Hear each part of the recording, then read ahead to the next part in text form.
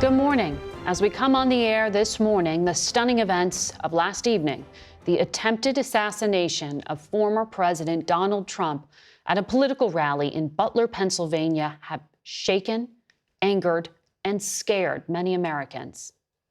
They've also upended an already turbulent and emotional presidential campaign. Saturday night, President Biden condemned the shooting. There's no place in America for this kind of violence. It's sick. It's sick. It's one of the reasons why we have to unite this country. We cannot allow for this to be happening. We cannot be like this. We cannot condone this. In addition to the alleged shooter, one attendee was killed and 2 others critically injured.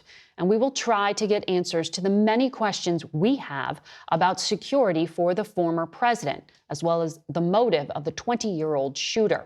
Our Scott MacFarlane was at that rally, along with 2 of our campaign reporters, and that is where we begin. 6 minutes after the former president took the stage in Butler, Pennsylvania yesterday evening, shots rang out. Take a look at what happened.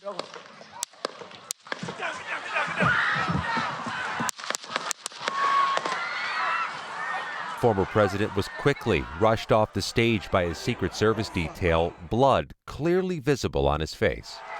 Shaken yet defiant, Mr. Trump raised his fist several times as he was taken from the scene, shouting, "Fight." He was taken to a nearby hospital and following his release issued a social media post saying he'd been shot with a bullet that pierced the upper part of his right ear. He said he heard a whizzing sound, shots, and immediately felt the bullet ripping through the skin. The shooter was shot and killed by Secret Service snipers from his location atop a shed outside the security perimeter, but between 150 and 300 feet from the stage where the former president stood, with dozens of supporters in stands behind him and beside him. In addition to Mr. Trump's injury, 1 man was killed and 2 critically wounded. CBS News spoke to an eyewitness who'd been seated behind the former president and said he administered CPR on the victim who died. Somebody over there was screaming, "He's been shot, he's been shot." So I made my way over. I said, "I'm an emergency department physician. Let me help you."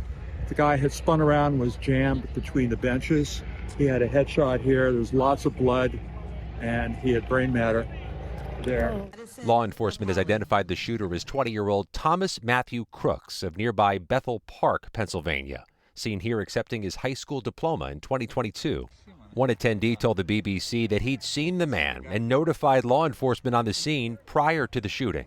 We noticed the guy crawling, bear crawling up the roof of the building beside us, 50 feet away from us.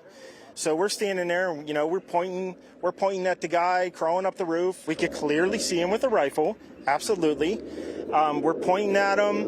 The police are down there running around on the ground. We're like, "Hey, man, there's a guy on the roof with a rifle." The motive of the shooter is unknown and under investigation. The 20-year-old registered Republican, for somebody his age, had no large-scale social media presence. We do know an event that was supposed to be uniquely secure resulted in the wounding of a former president, the death of a rally-goer, injuries of others, and untold damage, Margaret, to the fabric of the country. Scott MacFarlane, and we're glad that you are safe.